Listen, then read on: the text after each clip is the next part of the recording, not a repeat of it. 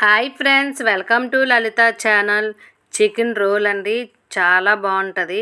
పిల్లలు స్కూల్ నుంచి వచ్చిన తర్వాత ఈవినింగ్ స్నాక్గా చేసి పెడితే చాలా ఇష్టంగా అయితే తింటారు.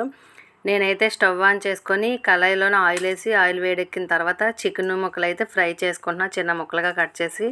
నేను ఆల్రెడీ ముందే ఉప్పు కారం అయితే కలిపేసి పక్కన పెట్టుకున్నాను. ఈ చికెన్ ఫ్రై అయిపోయిన తర్వాత నేనైతే రౌండ్గా అయితే కట్ చేసుకున్నాను పచ్చిమిరపకాయలు. అవి కూడా ఫ్రై అయిపోయాక ఆనియన్స్ వేసుకొని బాగా ఫ్రై చేసుకోవాలి.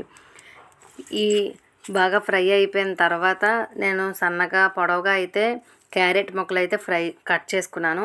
ఆ క్యారెట్ ముక్కలు కూడా వేసేసుకొని బాగా ఫ్రై చేసుకోవాలి. బాగా ఫ్రై చేసుకొని ఒక టమాటా అయితే చిన్న ముక్కలుగా కట్ చేసుకున్నాను. ఆ టమాటా కూడా వేసుకొని బాగా ఫ్రై చేసుకోవాలి.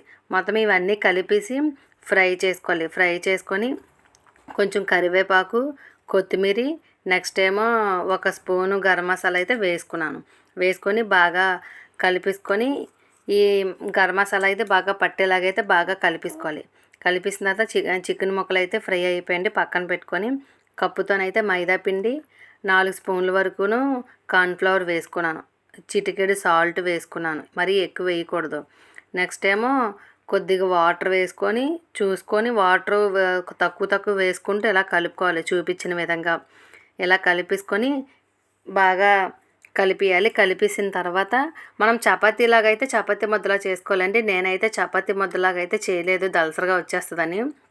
నేను ఇలా లూజ్గా కలిపేసిన తర్వాత స్టవ్ ఆన్ చేసుకొని లో ఫ్లేమ్లో మాత్రమే చూపించిన విధంగా ఇలా లైట్గా అయితే కాల్చేసానండి. కాల్చేసిన తర్వాత ఈ మొత్తం అన్నీ కాల్చేసుకున్న తర్వాత ఇక స్టఫింగ్ అయితే ఇలా చేసుకోవాలండి. కర్రీ పెట్టేసి ఇలా రోల్ చేసుకొని మైదా పిండి ఇలా పావేసి ఇలా ఫోల్డ్ చేసేసుకోవాలి.